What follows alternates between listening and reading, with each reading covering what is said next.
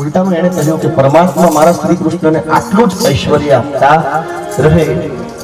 ત્યાંથી આગળ વધ્યા એટલે દ્વારિકાના જે દ્વારપાળો છે એ સુદામાને જોઈને પૂછે છે કે બ્રાહ્મણ દેવતા અહીંયા આવો, શું કામ છે તમારે? કે ભાઈ મારે છે ને શ્રી કૃષ્ણને મળવું છે. તો કેમ, શું કામ છે? કે મારા શ્રી કૃષ્ણ મારા મિત્ર છે. એટલે દ્વારપાળો બધા મીંડા હસવા. દ્વારપાળ સુદામાના પગથી લઈ અને મસ્તક સુધીનું નિરીક્ષણ કરે છે અને હસે છે કે અમારો શ્રી કૃષ્ણ દિવસમાં 10 વાર પીતાંબર બદલાવનારો, અને તારી હાલત તો તું જો, આ 1 વર્ષથી ત્યાં પોતડી બદલી એવું નથી લાગતા.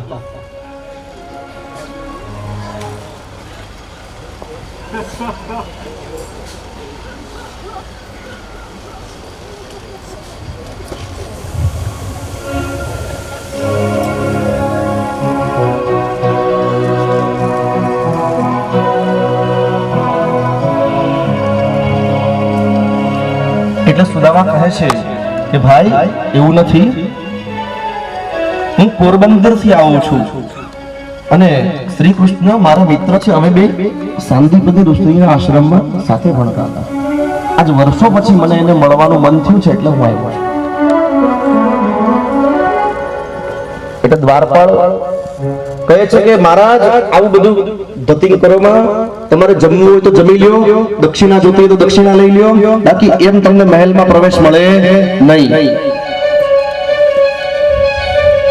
સુદામા કહે એવું ના કરો, તમે એક વખત ખાલી શ્રી કૃષ્ણને પૂછો તો ખરા, પછી જો એ ના પાડશે તો હું જતો રહીશ.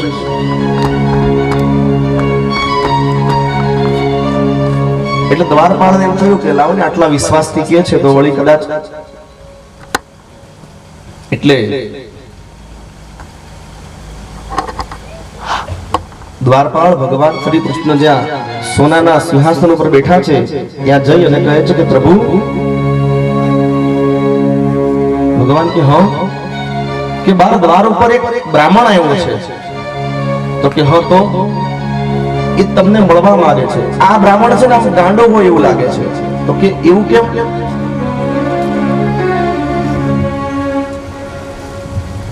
તો કે એની પોતડી હાવ ફાટેલી ને આમ હાડકા દેખાય છે શરીરમાં, આમ ચહેરા ઉપર તેજ છે જે બ્રાહ્મણોને, તેજસ્વી બ્રાહ્મણોને નથી હોતું એવું મોટો તેજ છે. તો ભગવાન કહે છે કે પણ કપડા ફાટેલા હોવા એ પાગલપણાની નિશાની તો નથી દ્વારપાળ? તને એવું શું લાગ્યું એના માટે તું એને પાગલ કે છો? ભગવાન પોતાની જાતે તમારો મિત્ર બતાવે છે. ભગવાન કે શું? હા, એનું નામ શું છે? દ્વારપાળના મુખમાંથી 3 શબ્દો નીકળ્યા, સુદામા. અને ભગવાન કૃષ્ણ પરમાત્માએ સિંહાસન ઉપરથી આમ છલાંગ માર્યો, મારો સુદામા આવ્યો. અને ભગવાને આમ કોટ મૂક્યો. ભગવાનનું જ્યાં અંદર પડી ગયું 56 ભોગનો ખાડો પડ્યો રહ્યો. મારો મિત્ર આવ્યો, મારો દોસ્તાર આવ્યો, મારો ભાઈબંધ આવ્યો. એમ કરતા કરતા ભગવાન ઉઘાડા પગે દોડ્યા. એ તો દોડ્યા પણ રુક્ષ્મણી યાદી હાથ હાર્યો તો ભગવાન આમ ભાઈગા એમ એટલે એને બધા નોટ મૂકી પાછળ.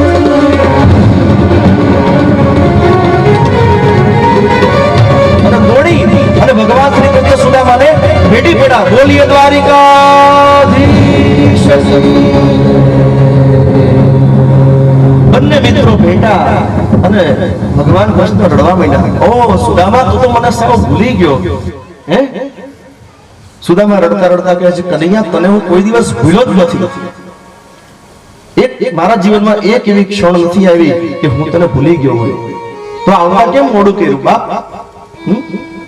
બસ કે જીવનના વ્યવહારમાં એવો ફસાઈ ગયો તો કે તારા સુધી પહોંચવામાં આટલો બધો વિલંબ થઈ ગયો. માન સહિત મહેલમાં લઈ ગયા રૂક્ષ્મણી આદિ 8 પટરાણીઓ વિચારે છે કે શ્રી કૃષ્ણ ભગવાનને મળવા માટે તો કેવડા મોટા મોટા માણસો આવ્યા, પણ ભગવાને કોઈ દિવસ ઘડી નથી કાઢી. આમ આ કોણ છે?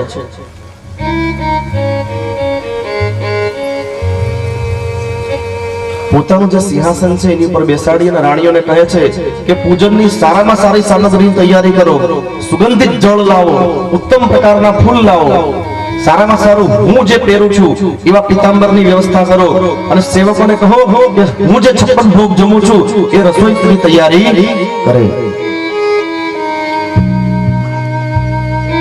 સિંહાસન ઉપર સુદામાને બેસાડ્યા અને શ્રી કૃષ્ણના ચરણોમાં બેસી ગયા. અરે કૃષ્ણ આ શું કરે છે? તું મને પાપમાં ના પાડીશ. અરે ભાઈ મને બેસવા દે અહીંયા. તું કેટલા દિવસે આવ્યો છો? સોનાના થાળની અંદર રૂક્ષ્મણીજી જે સ્વયં મહાલક્ષ્મી છે એને કહે કે હાલો સુદામાના પગ ઉપર મારે રેડો. નારાયણની કૃપા થાય તો લક્ષ્મી તમારી સેવા કરે. નારાયણની કૃપા હોવી જોઈએ.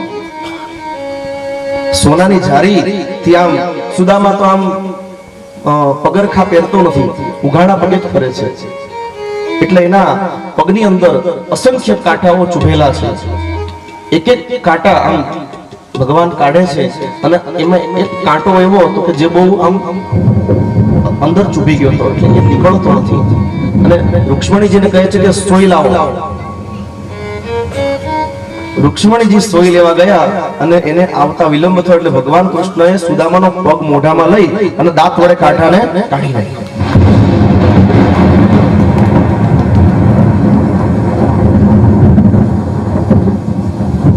સુદામા રડતા રડતા કહે છે કે મિત્ર આ શું કરે છે?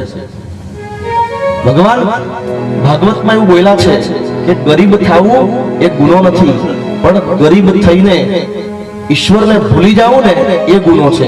સુદામા ગરીબ છે પણ કોઈ દિવસ ઈશ્વરને નથી ભૂલ્યો, એટલે ઈશ્વર પોતાના દાંતથી એનો કાંટો કાઢે છે. એમ અમીર થવું એ ગુનો નથી, પણ અમીર થયા પછી ગરીબ માણસોને ભૂલી જવું, નાના માણસોને ભૂલી જવું, ઈશ્વરને ભૂલી જવું એ મોટામાં મોટો ગુનો. એટલે અમીર થયા પછી પણ નાના માણસોનું ધ્યાન રાખજો.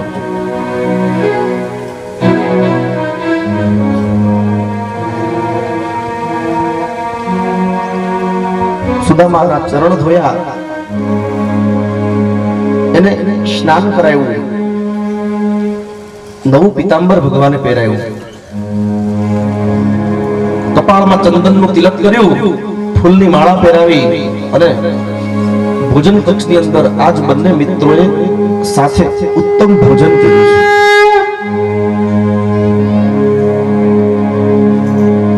ભોજન થયું એટલે રાત પડી ગઈ અને શ્રી કૃષ્ણ અને સુદામાજી એક શૈયા ઉપર બેઠા બેઠા વાત કરે છે કે ભાઈ બીજું કુશળ મંગળ ને? બધું મજામાં? હા હા કૃષ્ણ બધું સારું. લગ્ન બગન કર્યા કે નહીં? હા લગ્ન છે, લગ્ન થઈ ગયા, મારા 4 બાળકો છે. હા સરસ. મારા ભાભી કેવા છે? બહુ પતિવ્રતા છે, એની પ્રેરણાથી જ હું તારા દર્શન કરી શકું છું, નહીં તો મારી તો હિંમત જ નહોતી. એમ ને? મારા ભાભી કેવા સારા છે ને? હા બહુ સારા છે, બહુ ભક્તિ કરે છે અને ખૂબ બધું જ મારા બાળકોને પણ બહુ સરસ સાચવે છે. માંગતા તો નથી જ. જેટલા અવસર સુદામાને માંગવાના મળ્યા ને એમાં કોઈ જગ્યાએ એને માંગ્યું નથી.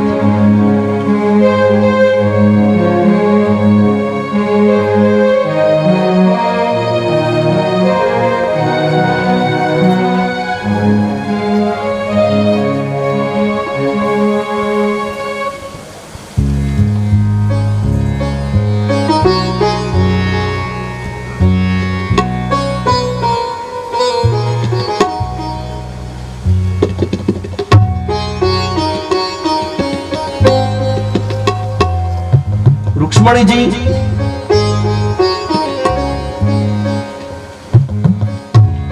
બાજુમાં જ ઉભા છે, જ્યાં બંને મિત્રો વાત કરે છે ને. એટલે કૃષ્ણ ભગવાનને આમ ગમતું નથી. તમે બે ભાઈબંધુ વાત કરે છે, તું અહીંયા હું ઊભી છો? આવું બૈરાવમાં આવું હોય, આપણે ભાઈબંધ ઘેર આવે ને તો અહીંયા લગભગ કા લઈ શકીએ હું આ બે મંડાણા છે.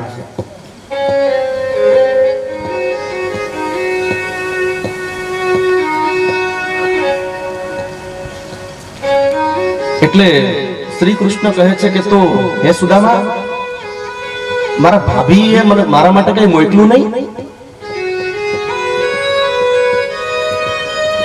એટલે સુદામા બોલી પોટલી હંતાડે છે.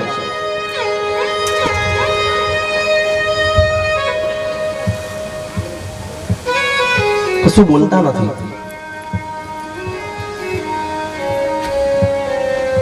એટલે રૂક્ષ્મણીજી કહે છે કે ભગવાન આવું હું કામ બિચારાને હેરાન કરો છો?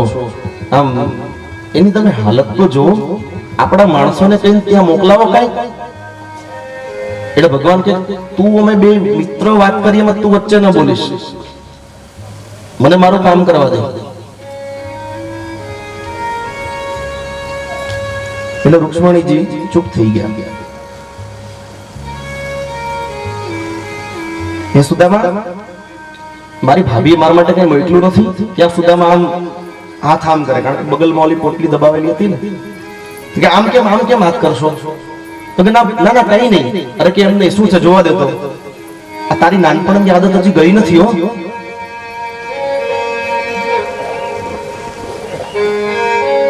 કે નાનપણમાં આપણે બે જંગલમાં લાકડા વીણવા ગયા હતા અને ગુરુ માતાએ આપણા બેના ભાગના ચણા એટલે કે દાળિયા તને આપ્યા હતા. અને જ્યારે ભયંકર વરસાદ પડ્યો ત્યારે તું એક ઝાડ ઉપર બેઠો હતો, એ ઝાડના થોડા ઉપરના ભાગમાં હું બેઠો હતો અને મારા ભાગના ચણા તું ખાઈ ગયો હતો.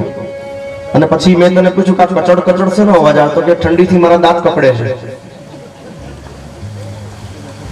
એટલે મારા ભાગનું તું ખાઈ ગયો હતો ને. એટલે સુદામાને યાદ આવી ગયો કે હા યા એટલે જ હું આ દરિદ્રતા ભોગવું છું.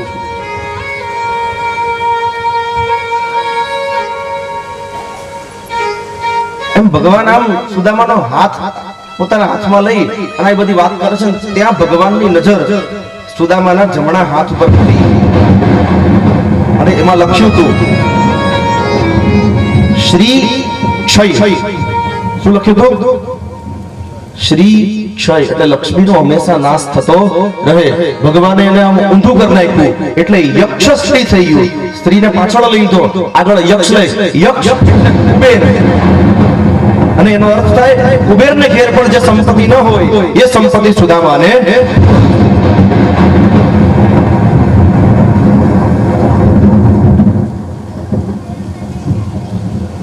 એટલે ભગવાને કીધું આ હારો એમ પોટલી નહીં આપે, જે મને કાઈ નથી આપતો એનો કાઈ આપતો નથી, અને પછી નો આપે ને તો આમ છીનવી લઉં છું. અને ભગવાન કૃષ્ણ કહે કે સુદામા આપણો મહેલ તો જો આ કેટલો મસ્ત છે.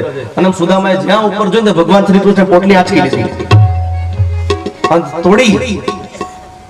અને રૂક્ષ્મણીજી કે આ ભગવાન શું કરે છે કઈ ખબર નથી પડતી. આજે તો આ શ્રી કૃષ્ણ આખો અલગ જ છે, આ મારો ઘરવાળો જ નથી.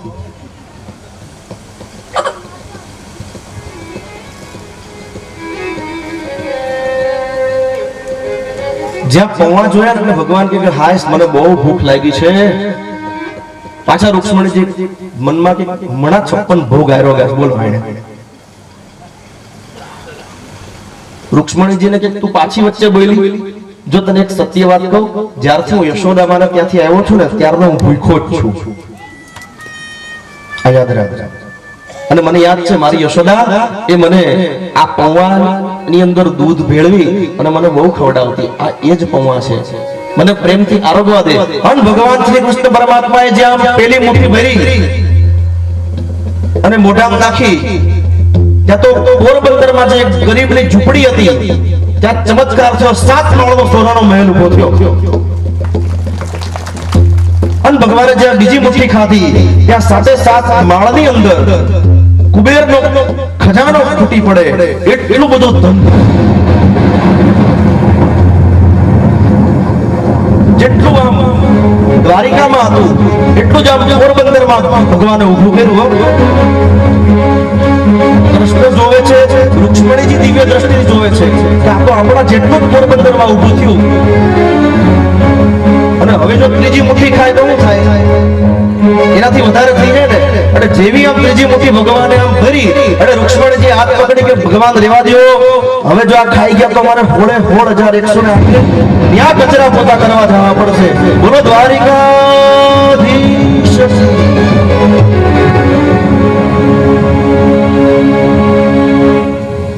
કોઈનો ભાર ન રાખે મુરારી, આપે વ્યાજ સહિત ગિરધારી.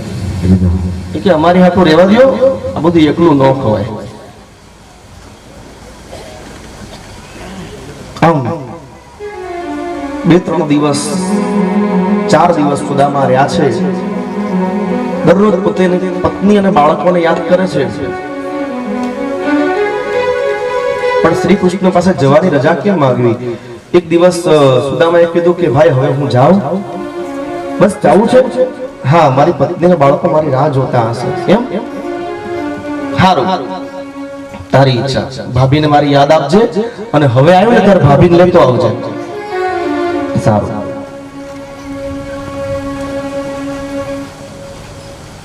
શ્રી કૃષ્ણ વિચારે છે કે અહીંયા સુદામા તો અહીંયા છે, એટલે એ કાયમ 2 ટાઈમ 3 ટાઈમ શાંતિથી જમી લે છે.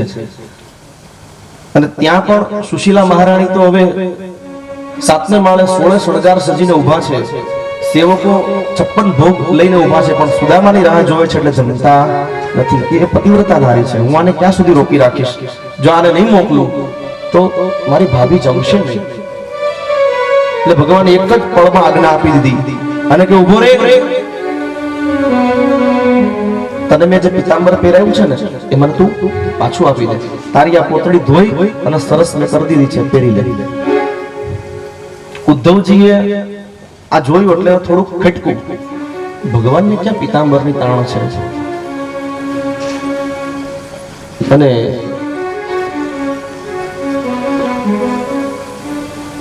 ઉઘાડા પગે આવેલો સુદામા પાછો પોતળી પહેરી અને ઉઘાડા પગે દ્વારકાના રસ્તા ઉપરથી ચાલતો ચાલતો કૃષ્ણની વિદાય લઈ અને જાય છે. શ્રી કૃષ્ણ એને વળાવવા જાય છે. નિહાળતા રહે છે, નિહાળતા રહે છે અને આંખોથી ઓજળ થઈ જાય છે. જય દ્વારિકાધીશ. એટલે ઉદ્ધવજી કહે છે કે પ્રભુ, 2 પ્રશ્ન પૂછીશ કે તમારે ક્યાં પિતાંબરની તાણ હતી, અને બીજું કે તમારે રથની ક્યાં તાણ છે? તમારો આટલો ખાસ મિત્ર છે, એને અમારા રથમાં બેસાડીને મોકલો હતો. કે જો ઉદ્ધવ, મારો ભક્ત સુદામો છે ને, એને કોઈની પાસે નહીં માંગવાનું વ્રત છે. જો આ પિતાંબર પહેરીને જાત ને તો પોરબંદર વાસીઓ એમ બોલત કે બહુ મોટો ભગતોડો થઈ ગયો તો કોઈની પાસે નહીં માંગવું. નામ જો દ્વારકાથી પિતાંબર માંગીએ.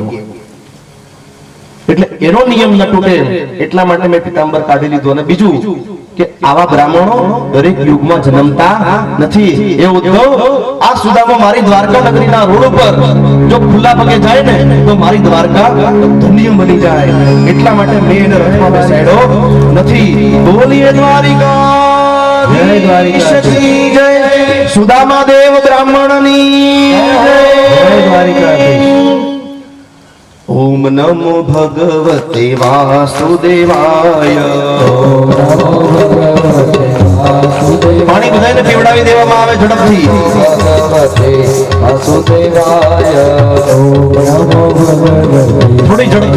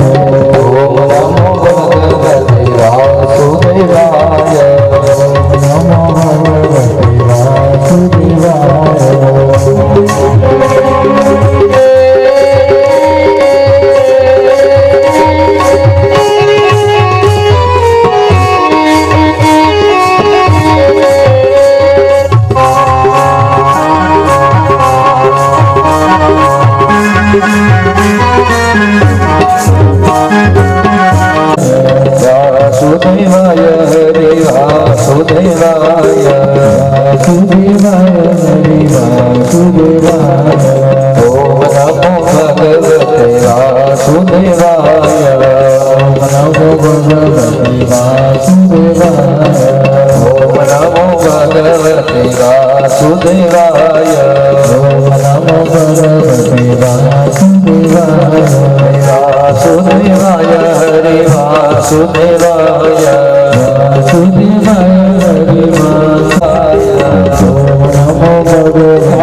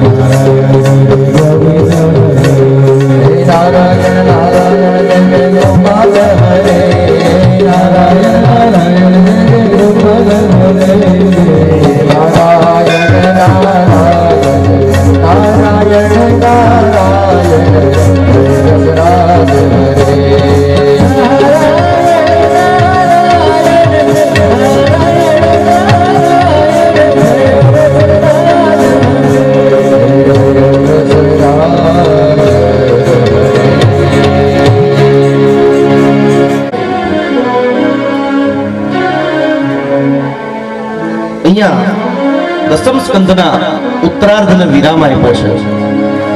દસમ સ્કંદના બે ભાગ જ્યારથી કૃષ્ણ જન્મની કથા ચાલુ થઈ ચોથા દિવસથી ત્યારથી આજના દિવસ સુધી દસમો સ્કંદ જ ચાલતો હતો, પૂર્વાર્ધ અને ઉત્તરાર્ધ. એકાદશ સ્કંદની અંદર પ્રવેશ કરીએ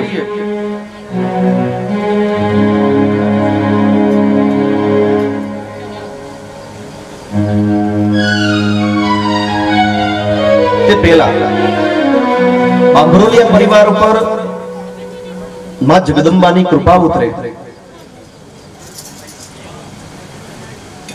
જગદંબા પરાંબા મહાશક્તિ, જેની ઉપાસનાનો એકમાત્ર સ્ત્રોત દુર્ગા સપ્તશતી, જેને ચંડી પાઠ કહેવામાં આવે.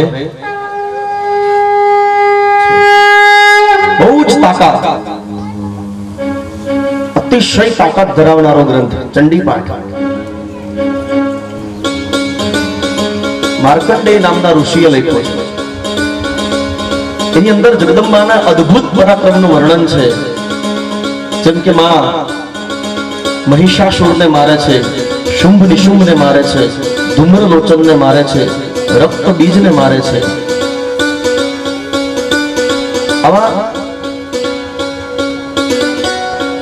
દેવતાઓ એની સ્તુતિ કરે છે અને ત્યાર પછી માં પ્રસન્ન થઈ અને વરદાન આપે છે. પણ જે આ ચંડી પાઠ છે એના 13 અધ્યાય છે.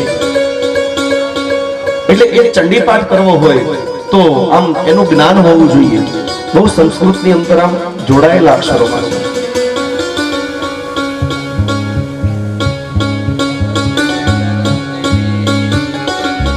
અમારે આમ તો કેવું ના જોઈએ, પણ અમારા જગદીશભાઈ ને ત્યાં એવી અંબે માની કૃપા થઈ હતી કે 12 મહિના સળંગ એના ઘરે ચંડી પાઠ થયો હતો. સળંગ એક પણ મહિનો ખાલી નહીં. હું ન જાઉં મને સામેથી ફોન કરીને કેમ ન આવ્યા, એટલા બધા. તો એ ચંડી પાઠ આમ 1.5-2 કલાક સુધી ચાલે. પણ એનું સંક્ષિપ્તમાં જો વર્ણન કરવું હોય કે એક સ્તોત્ર છે, એ સ્તોત્રનો જો પાઠ તમે કરો તો એ સ્તોત્રનું ફળ ચંડી પાઠ કર્યા બરાબર મળે છે.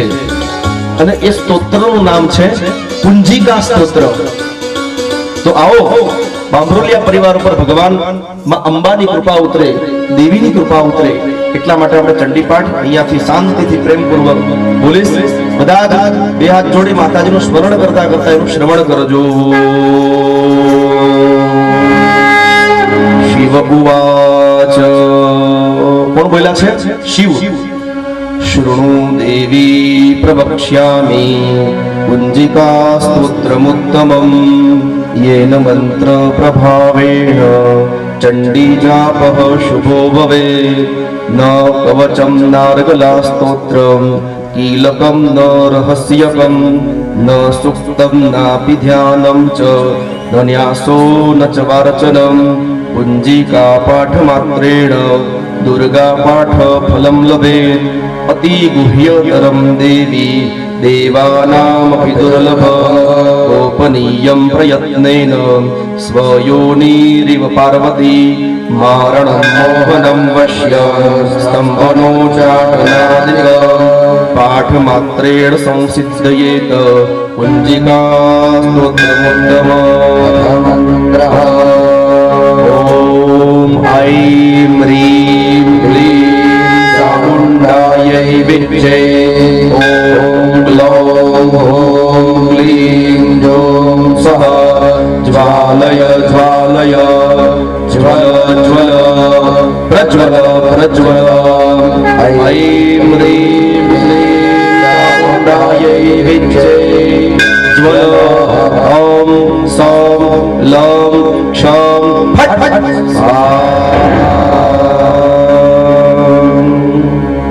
नमस्ते रुद्ररूपिण्ये नमस्ते मधुमर्दिने नमः वैजभारिण्ये नमस्ते महिषार्दिने नमस्ते शुम्भहन्त्रे च शुम्भासुरदायिने जातकर्मी महादेवी नमस्ते परस्वमे ऐं काश्यश्रुरूपायै ह्रींकारि प्रतिपालिका क्लींकारि कामरूपिण्ये बीजरूपेण नमोऽस्तुते. चामुण्डा चण्डघाती च यैकारि वरदायिनी विच्चे चाभयदा नित्यं नमस्ते मन्त्ररूपिणी.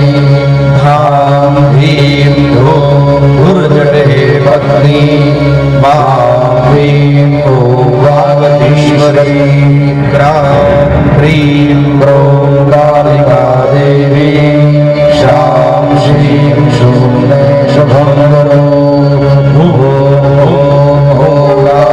रूपिण्ये जं जं जं जम्बनादिनी ह्रां ह्रीं ब्रूं भैरवी भद्रे भवान्यै नमो नमः।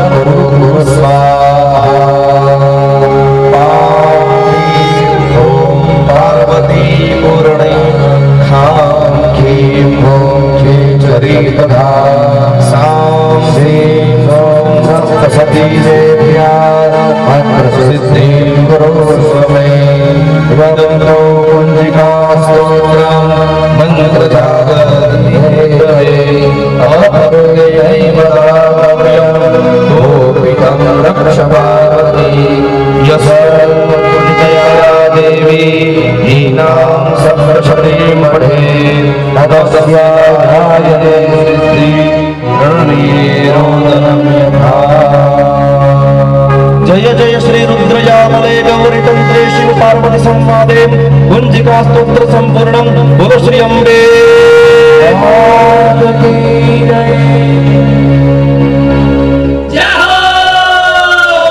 અને બીજી એક મને એક બે દિવસ પહેલા ફરમાઈશ હતી કે આખું શિવ તાંડવ સાંભળો 2 મિનિટની અંદર મહાપરાક્રમી રાવણે ગાયેલું ભગવાન શિવની કૃપા મળે એટલા માટે जटाटवी गलज्वल प्रवाह पावितस्थले गलेवलम्ब्य लम्बितां भुजङ्गतुङ्गमालिकां मट्टमट्टमट्टमन्दिनादवट्टमरवयं चकार चण्डताण्डवं तनोतु शिव शिव चटापटाः सम्भ्रमं भ्रमन्निलिम्फनिर्झरि विलोलवीचिवल्लरी विराजमानमुरधनि धगद्धगद्धगद्धवल्ललाट ईश्वर चंद्रशेखरे रति प्रतिष्ठं मम पराधरेन्द्र नंदिनी विलास बंधु बंधुर सुरद्रिगंत संपति नमोदमान मानसे कृपाकटाक्ष धोरणे निरुद्धरापदि वसिदिगंबरे मनोविनोदे भुजंग पिंगल स्फुरत्फणामणि प्रदा कदम्ब कुम कुमधो प्रलिप्त दिग्वधूमुखे मलाकसे सुरस्फुरत्वगोत्तरीय मे गुणे मनोविनो नमद्भुता विभक्तभूतवदरी सहस्रलोचनं प्रपद्य शेषलेख शेखर रसोलधूलितोरणे निरूढरागद्रेपितं भुजङ्गराजपालया निबद्धजातधूतदा प्रियैराय जायता ललाट चत्वरज्वलत्तनज्जय स्फुलिङ्गभा विपीत पञ्चसायकं नमन्निलीपनायकं सुधामयोगलेखया विराजमान श्रीवरं महाकपालिसम्पदे शिरोजटालमस्तुनाकराल भाल पट्टिका तगद्धगद्धगद्धवलब्धनज्जयाहुतीकृत प्रचण्ड पञ्चसायके प्रधानेन्द्र नन्दिनी कुचाग्रचित्रपत्रक प्रकल्पनेक शिल्पिनी त्रिलोचने रतिर्महानवीन मेघ मण्डली निरुद्ध दुर्धरस्फुरत् बुभूषिणी नीलम प्रभद्रदन्त कन्दर निलिम्ब निर्जरीधर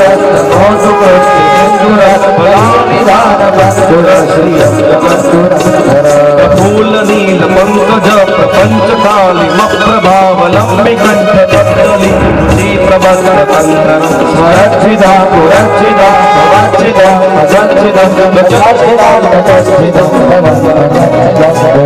सर्व सर्व मंगला प्रभावलं गच्छरि रसप्रवाह माधुरी विजृंभणा मधुव्रतं स्वरातकं पुरातकं भवातकं प्रभातकं जनातकं जनातकं प्रभातकं यस्वदग्रवीर्मापमद्भुतं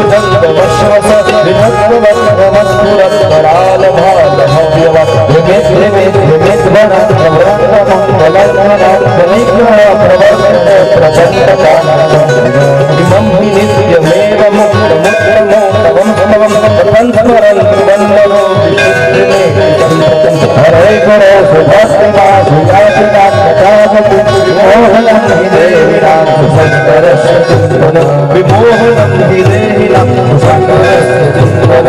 ઓમ નમઃ શિવાય. પૂજાવસાન સમયે દશવક્ત્ર ગીતમ યહ શંભુ પૂજનમ પરમ પઠતિ પ્રદોષે તસ્ય સ્થિરાર્થ ગજેન્દ્ર તુરંગ યુક્તા લક્ષ્મી સદૈવ સુમુખી પ્રદદાશો. ઇતિ શ્રી રાવણ રચિત. કોણે ગાયું હતું? રાવણે. ભગવાન બોલ્યા પૂજાવસાન સમયે કે જે શંકર ભગવાનની પૂજા કરે દશવક્ત્ર ગીતમ યહ 10 માથાવાળા રાવણે ગાયેલા સ્તોત્રનો પાઠ શંભુના પૂજન પછી પઠતી પ્રદોષે જ્યારે પ્રદોષ હોય ત્યારે પણ કરે તસ્ય સ્થિરા તેના ઘરની અંદર સ્થિર થાય છે. શું શું? રથ. રથ એટલે એક પ્રકારનો વૈભવ. ગજેન્દ્ર હાથીઓની કૃપા થાય છે. ઇન્દ્રની કૃપા. ઇન્દ્રની કૃપા થાય એટલે બધી જ સંપત્તિ. લક્ષ્મી સદૈવ સુમુખી. લક્ષ્મી સદાય તમારા ઘરની સન્મુખ રહે છે, ઘરની સામે રહે છે, ઘરની અંદર રહે છે. પ્રદદાતિ શંભુ. શિવની કૃપાથી આ મળે છે. તો શિવ તાંડવ સ્તોત્ર અને કુંજિકા સ્તોત્ર શ્રવણ કર્યા બાદ આવો 11મા અધ્યાયની અંદર 11મા સ્કંદની અંદર આપણે પ્રવેશ કરીએ. એની અંદર હવે ભગવાનના સ્વધામ ગમનની કથા છે. એક દિવસ દ્વારકાની પાસે પિંડારક નામના ક્ષેત્રની અંદર થોડાક ઋષિ મુનિઓ યજ્ઞ કરતા હતા. એમાં શ્રી કૃષ્ણનો એક પુત્ર છે જેનું નામ છે સાંબ. તો આ સાંબને આ ઋષિ મુનિઓની મસ્કરી કરવાનું સૂઝ્યું એટલે એના જે મિત્રો હતા એને કહ્યું કે તમે મને સ્ત્રી બનાવી દો અને પેટ ઉપર જો ગર્ભવતી દેખાવ ને એવું તમે વ્યવસ્થા કરો. ઋષિ મુનિઓ પાસે આ સાંબને આવી રીતે લઈ જવામાં આવે છે અને ઋષિ મુનિઓને કહે છે કે આ સ્ત્રી ગર્ભવતી છે, આના પેટમાં દીકરો છે કે દીકરી એ તમે કહો.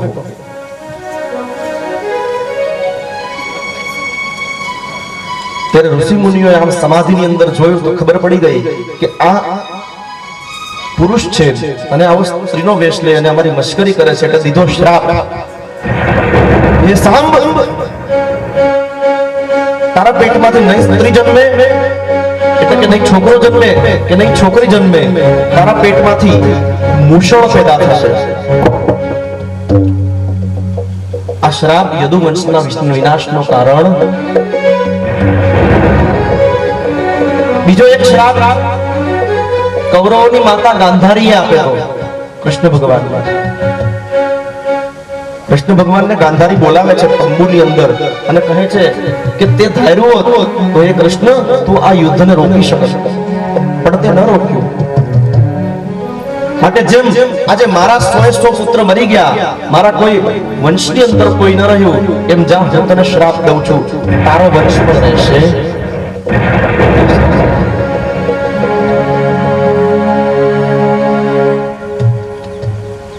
સાંબના પેટમાંથી મૂષળ નીકળ્યું એટલે યાદવોએ કોઈને કીધું નહીં. એ મૂષળનું ચૂર્ણ બનાવી અને દરિયાની અંદર ફેંકી દીધું, વહાવી દીધું અને એક ટુકડો એનો બાકી રહી ગયો એ દરિયામાં ફેંકી દીધો. એને પણ એક માછલી ગળી ગઈ અને એ માછલી એક જરા નામના પારધીને મળે છે. એ જરા નામનો પારધી માછલીનું પેટ ચીરે છે, ત્યાં એ ટુકડો મળ્યો અને એ ટુકડાનો લોખંડનો તીર બનાવ્યો અને એ તીર દ્વારા એને એક બાણ તૈયાર કરી અને એની પાસે રાખ્યું છે. આજે મૂષળનું ચૂર્ણ થયું, એ ચૂર્ણને જે દરિયામાં વહેવું, એ દરિયો વહેતો વહેતો આવે છે અને એના દ્વારા ઘાસ ઉગે છે. એ ઘાસનું નામ છે એરણ.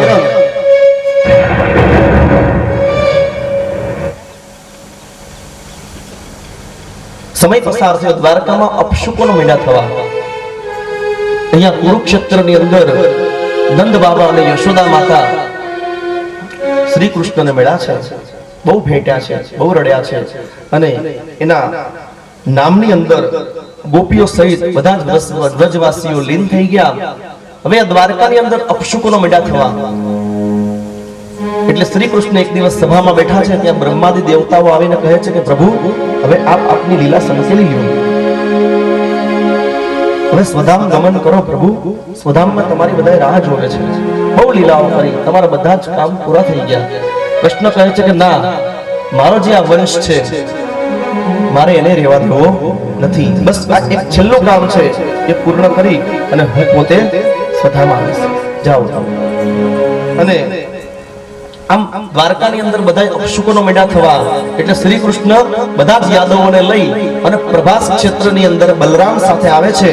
અને બલરામ સાથે આવ્યા અને યાદવોને કહ્યું કે અહીંયા તમે ભજન ભક્તિ કરો, પણ યાદવો ભજન ભક્તિ નથી કરતા, એકબીજાની મશ્કરી મેળા કરવા અને મશ્કરીએ મોટા ઉગ્ર ઝઘડાનું સ્વરૂપ લીધું. યાદવ બધા જ અંદરો અંદર લેડા, દારૂ પીધો હતો અને એ દારૂની નશાની હાલતમાં જે દરિયા કિનારે પેલા મુશળથી પેદા થયેલું ઘાસ છે, એ ઘાસ એને હથિયારની ભૂમિકા નિભાવી, ઘાસ ઉખેડી અને યાદવ એકબીજા ઉપર પ્રહાર મેળા કરવા,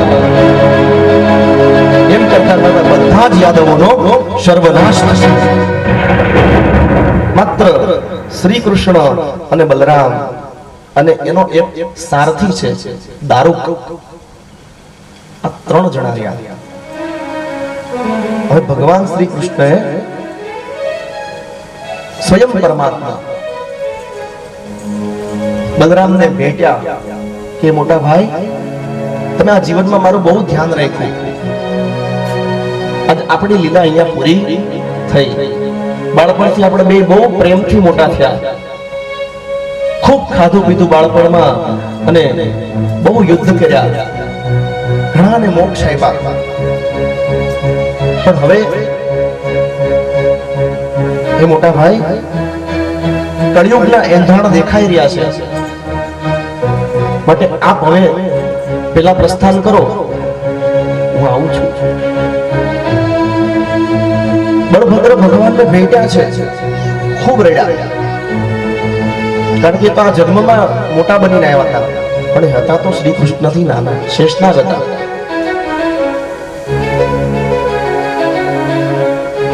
એટલે બળભદ્ર ભગવાનને બહુ ભેટી રડી અને સર્પનું રૂપ લઈ અને પાતાળની અંદર જતા રહ્યા. શ્રી કૃષ્ણ એકલો ઊભો છે, એના સારથી દારૂકને બોલાવીને કહે છે કે દારૂક અહીંયા આવ. દારૂક રડે છે કે રડ નહીં, તું દ્વારિકા જા અને ત્યાં સમાચાર આપ કે આજથી 7મા દિવસે દ્વારિકા સમુદ્રમાં ડૂબી જવાની છે. દ્વારિકામાં જે મારા પિતા અને મારી માતા અને જે યાદવો બચ્યા છે એ બધાને લઈ અને હસ્તિનાપુર અર્જુનના શરણે જતા રહેજો. અર્જુનને, મારા પ્રિય સખા અર્જુનને કહેજે કે ભગવદ્ ગીતાનું મેં જે એને જ્ઞાન આપ્યું છે એનો આશ્રય કરી અને જીવન જીવે.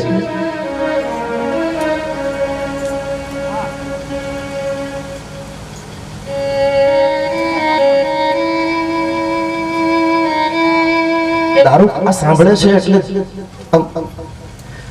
ધ્રુસકે ને ધ્રુસકે રડે છે કે પ્રભુ ક્યાં તમારું ઐશ્વર્ય અને આજે તમે એકલા થઈ ગયા.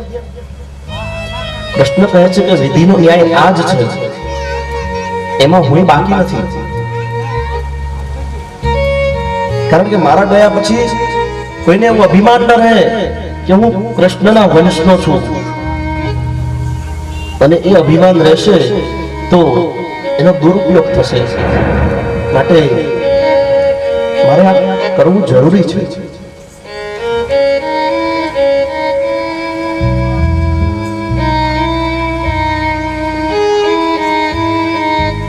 દારૂકની વિદાય કર્યો ત્યાં ઉદ્ધવ આવ્યો.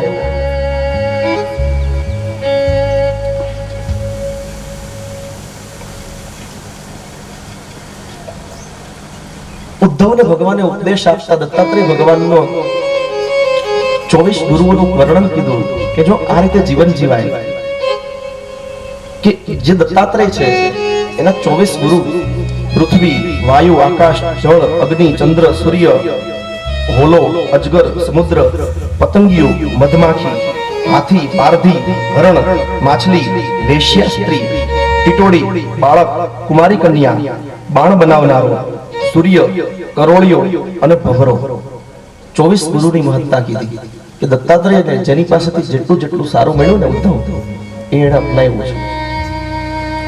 માટે તું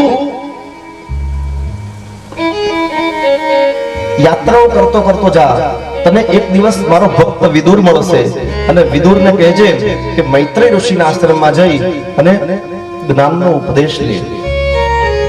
જે આપણે પહેલા જોઈ ગયા કે ઉદ્ધવજીએ જ મૈત્રેય ઋષિ પાસે વિદુરજીને મોકલ્યા. આટલું કહી ઉદ્ધવજીને વિદાય કર્યા. હવે ભગવાન એકલા રહ્યા.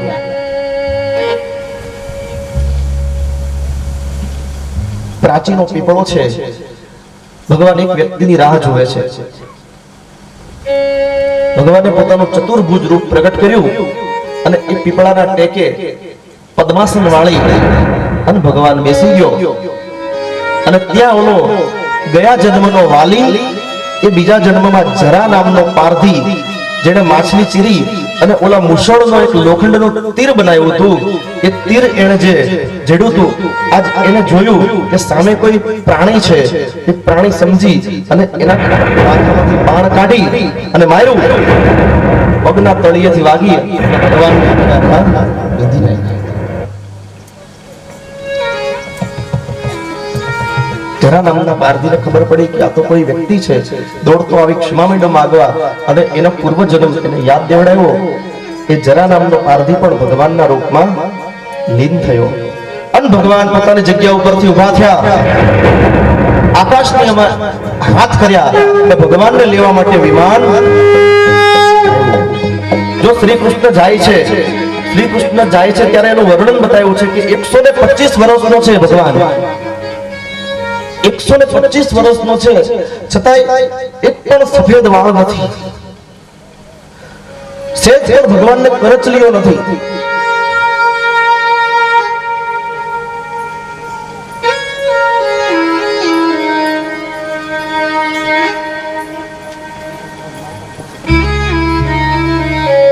એક પણ સફેદ વાળ નથી. સેજ પણ વૃદ્ધ ભગવાન લાગતો નથી. એક પણ કરચલી એના શરીર ઉપર નથી. અને ભગવાને એક નજર આ દ્વાપર યુગની પૃથ્વી ઉપર કરી અને ભગવાન વિમાનની અંદર બેસી ગયા. છેલ્લે ભગવાને પોતાના અંદરથી એક તેજ પ્રગટ કર્યું અને એ તેજને આ ભાગવતની અંદર પધરાવ્યું, જેને અમે અને તમે સાંભળીએ છીએ. બોલીએ ભાગવત ભગવાન કી જય. અને અમારો પરમાત્મા શ્રી કૃષ્ણ સ્વધામ ગમન થઈ ગયું.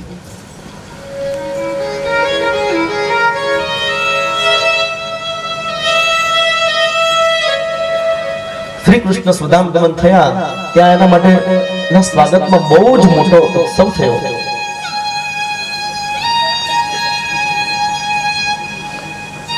આ તરફ બધી જ પતરાણીઓ ને ખબર પડી કે શ્રી કૃષ્ણ અને તમામ યાદવો શ્રી કૃષ્ણ સ્વધામ ગમન કરી ગયા અને તમામ યાદવો નાશ પામ્યા છે. યાદવોની બધી જ પત્નીઓ આવી પોતપોતાના પતિદેવના શરીરને ઓળખી અને સતી થઈ ગઈ. ભગવાન કૃષ્ણની 8 પટરાણીઓ પણ ભગવાનનું નામ લેતા લેતા એ જગ્યાએ લીન થઈ ગઈ. સાથે સાથે નંદ, યશોદા, વસુદેવ, દેવકી બધા જ ભગવાનના નામમાં લીન થયા. અને 7મા દિવસે સમુદ્રમાં પ્રલય થયો અને આખી દ્વારિકા નગરી ભગવાને પોતાની અંદર સમાવી લીધી.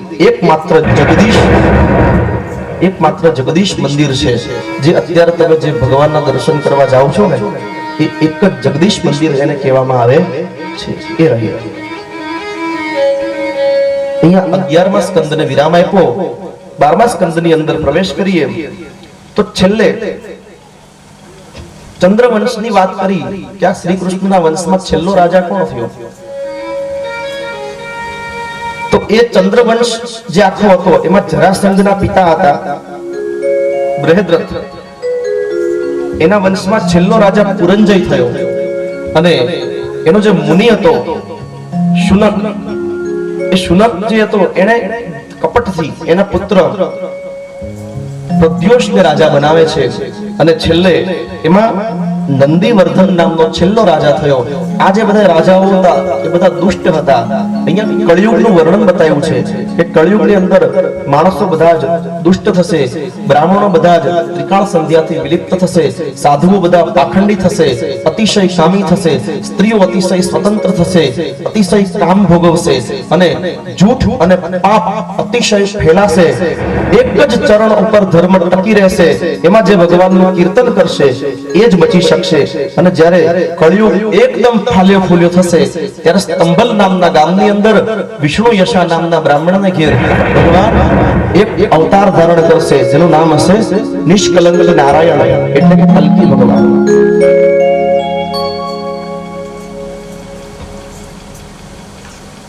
હવે શુકદેવજી પરીક્ષિતને સાવધાન કરે છે કે સાવધાન, અહીંયા મેં મારી કથાને વિરામ આપું છું. પરીક્ષિત, હવે હું તને સાવધાન કરું છું, ગમે તે સમયે તક્ષક નાગ આવી અને તને દંશ દેશે. શુકદેવજી એની કથાને વિરામ આપી અને ઊભા થયા. પરીક્ષિત મહારાજ એના ચરણમાં દંડવત નમન કરે છે. અને જ્યાં શુકદેવજી મહારાજે આમ પરીક્ષિત ઉપર હાથ મૂક્યો, જેવી ભાગવત કથા પૂરી થઈ એટલે ચતુર્ભુજ નારાયણ પરીક્ષિત પ્રગટ થયા. બોલીએ ચતુર્ભુજ નારાયણ ભગવાન કી જય. પરીક્ષિતને ભગવાન નારાયણના દર્શન થયા. ભગવાન અંતર્ધ્યાન થઈ ગયા. શુકદેવજી ઉભા થયા. શુકદેવજીની કથામાં નારદ, ગર્ગ અને ખુદ એના પિતા વ્યાસજી પણ બેઠા છે. આજ વ્યાસજીને એના પુત્ર ઉપર બહુ ગર્વ છે કે આ કથા હું પોતે આટલી સરસ ન સમજાવી શક્યો એટલી મારા પુત્રએ સમજાવી. આટલું કહી શુકદેવજી ત્યાંથી વિદાય થયા. એ ક્યાં ગયા, એનું શું થયું એ આજ સુધી કોઈ જાણતું નથી. હવે પરીક્ષિત ગંગા નદીના કિનારે, ગંગા નદીની અંદર સ્નાન કરી એના કિનારે ધ્યાનમાં બેસી ગયો. અને થોડી વારમાં ભયંકર અવાજ કરતો તક્ષક નાગ આવ્યો અને જ્યાં તક્ષક નાગ પરીક્ષિત મહારાજને દંશ દેવા જાય છે ત્યાં પરીક્ષિત મહારાજના શરીરમાંથી દિવ્ય તેજ નીકળ્યું અને વિમાન એને લેવા માટે આવ્યું અને પરીક્ષિત મહારાજ વિમાનની અંદર બેસી ગયા. એની હારે કોને કોને બેહવું છે જલ્દી આગળ ઊંચી કરો. તમારે કેવું નથી બેહવું?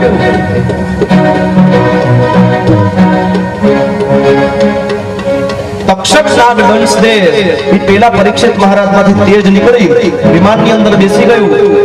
એનું જે પંચભૌતિક શરીર હતું તક્ષક નાગ એને કરડ્યો અને ભડભડ ભડભડ શરીર સળગ્યું.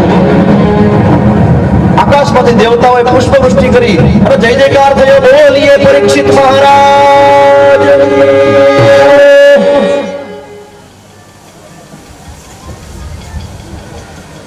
પરીક્ષિત મહારાજ વૈકુંઠમાં ગયા.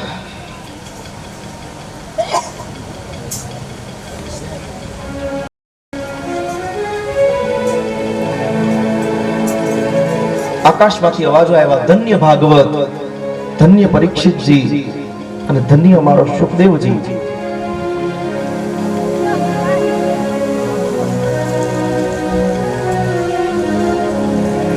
હવે અહીંયા 7 દિવસ સુધી મને કાંઈ પરમાત્માની કૃપાથી જે કાંઈ બે શબ્દોનું જ્ઞાન હતું એ મેં તમને સૌને આપ્યું છે.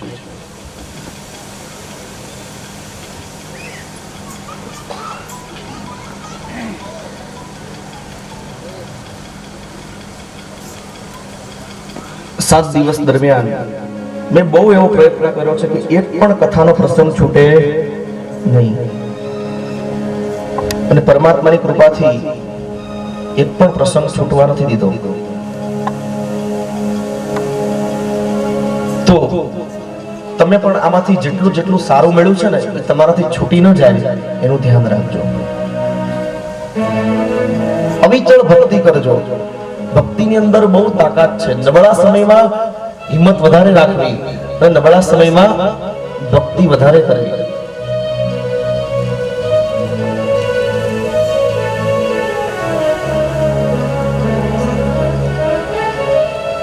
કારણ કે ઈશ્વર કસોટી કરે ને તો જ એને ઈશ્વર કહેવાય. આ જગતના સામાન્ય માણસોએ વર્ષે પરીક્ષા લઈ લઈને તોડી નાખે છે આપણને. તો આ તો ઈશ્વર છે.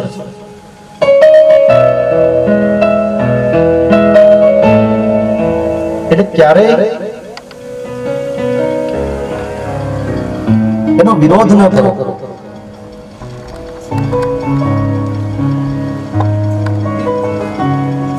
આપણી મરજીનું કંઈક થાય તો એમાં એમ માનવું કે એમાં પરમાત્માની ઈચ્છા હતી.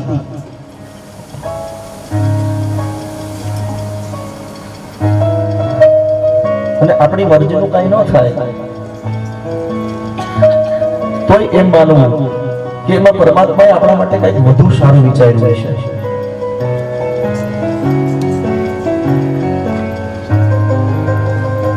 બાકી જીવન તો આમ ચાલતું જ રહેશે, તો કોઈ દિવસ અટકતો જ નથી. બધાને સવાર પડે છે, ખાઈએ છીએ, પીએ છીએ, સૂઈ જઈએ છીએ, ફરી પાછી સવાર પડે છે. આનો ક્રમ કરોડો બજો વર્ષોથી યુગોથી આ ચાલતું જ આવે છે. પણ એમાં તક કેટલા ઝડપે છે એ મહત્વનું છે.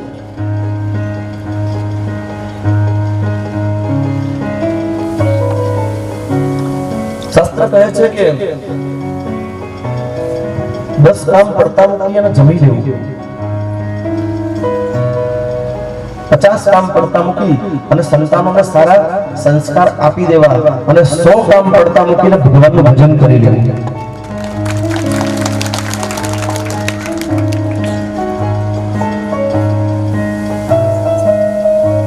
કારણ કે આપણે બધા 83,99,999 યોનિઓ ફરીને આવ્યા છે. તમને ખબર નહીં હોય. મનુષ્ય અવતારી સૌથી છેલ્લો છે, 84 લાખમો. કેટલામો? 84 લાખમો અવતાર. એમાં આપણને ભગવાને વર્ણ પ્રમાણે ઉત્પન્ન કર્યા છે. કોઈને બ્રાહ્મણ, કોઈને ક્ષત્રિય, કોઈને વૈશ્ય, કોઈને શૂદ્ર. જીવ જ્યારે મૃત્યુ યમના દેવ પાસે જાય ત્યારે યમરાજા ચિત્રગુપ્તને કહે છે કે આનું કંઈક તપાસ કર. અને યમરાજા તપાસ કરે અને કે આટલા પાપ ને આટલા પુણ્ય. એટલે પૂછે કે ફરી વખત આને મનુષ્ય અવતાર આપવા લાયક છે એવું કે. અને જો ચિત્રગુપ્ત હા પાડે તો ત્યાં એની ગણતરી ભગવાનની બતાવી છે. 4 ભાગ પડ્યા છે. જો ચોથા ભાગનું પુણ્ય હોય ને, ચોથા ભાગનું પુણ્ય, તો ભગવાન પાછો મનુષ્યમાં જન્મ આપે છે. પણ ક્યાં? શુદ્ર માણસ, હરિજન, જેનું કામ સેવા કરવાનું છે. તમે એની સાથે કોઈ વ્યવહાર નથી કરતા.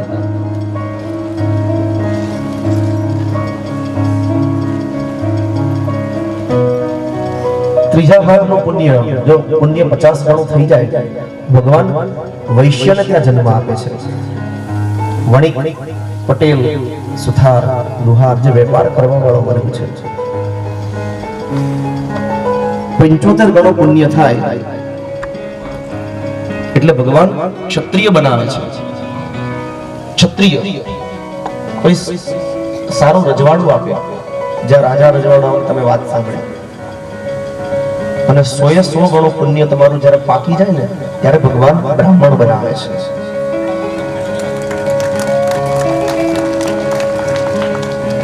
બ્રાહ્મણ. પણ જો આ 4 માંથી એકેયમાં ન આવ્યા એટલે યમરાજા યમનો દંડ હોય ને, આમ એક પગમાં મારે ને એટલે પાછો ધક્કો ક્યાં ખાવાનો ખબર છે? 83,99,999. એમાં અજગર બનવું પડે, કાચિંડો બનવું પડે, ગરોળી બનવું પડે, કીડી બનવું પડે, મકોડો બનવું પડે. આ બધી યોનિઓ હારી નથી. આમાં કોઈ વસ્તુ ફિક્સ નથી ક્યારે મરી જશું. આ યોનિઓ છે જે હારી નથી, બહુ દુઃખ વાળી યોનિઓ છે. મનુષ્ય યોની શાંતિ વાળી છે. તમે કેવા શાંતિથી બેઠા બેઠા કથા સાંભળો છો ને, ભૂખ લાગશે એટલે ભોજન કરી લેશો, એટલે ઊંઘ આવશે એટલે સૂઈ જશો. આ યોની શાંતિ વાળી છે. પણ કીડી, લાલ કીડી એને ખબર નથી ક્યારે મરવાની છે. તમને કહી દે તો તમે આમ ચોળી નાખો એટલે મૃત્યુ પામે. પણ આપણને અંદાજિત ખબર છે કે આપણે એટલું જીવવાના. પણ આ બધાય કાદવના કીડા બનવું પડે, ગાય, ભેંસ, બળદ બધું જ બનવું પડે. અને જ્યારે 83,99,999 વાર ફેરા પૂરા થાય ને ત્યારે પાછો મનુષ્ય જન્મ આવ્યો છે. આ જે આપણને અત્યારે મળ્યો છે, એટલે આ બહુ મોંઘો અને માંડ મેળવ્યો છે. એટલે હું જો તમારા નાનો રાજકોટમાં આવ્યો છું ને, તો ભાગવત ઉપર હાથ મૂકીને કહું છું કે હું સેજે એવું નથી ઈચ્છતો કે ફરી વખત તમારે એ ફેરામાં ફસાવવું પડે. માટે ધર્મ અને ભક્તિ કરજો, ભજન કરજો, દરરોજ સમય કાઢી અને માળા કરજો, જપ તપ કરજો. જ્યાં સુધી સારો સત્કર્મ ન થાય ત્યાં સુધી સવારમાં ભોજનને નહીં અડતા.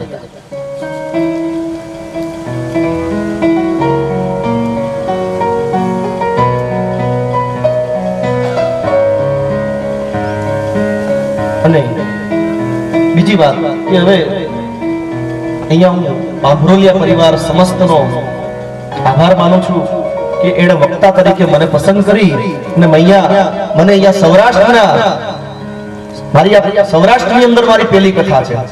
બરાબર, અમદાવાદ ની આજુબાજુ તો સૌરાષ્ટ્રમાં મારી પહેલી કથા. ઇતિહાસમાં આ નાના રાજકોટ મને કાયમ માટે યાદ રહેશે કે સૌરાષ્ટ્રમાં મેં પહેલી કથા નાના રાજકોટ ગામમાં કરી હતી.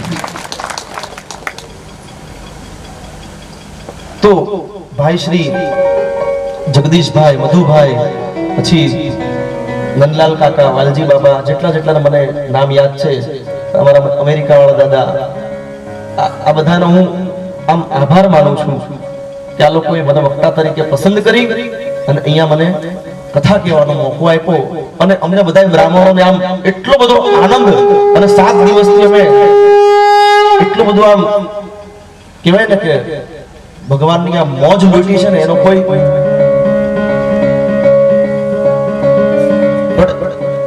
એક વાતમાં બહુ મોટું દુઃખ છે કે આજે અમારે અમદાવાદ પાછું ગયા બુધવારે અમે આ જ ટાઈમ 11:15 અમદાવાદ થી હસતા ભાગવત કથા કેવા નીકળ્યા હતા.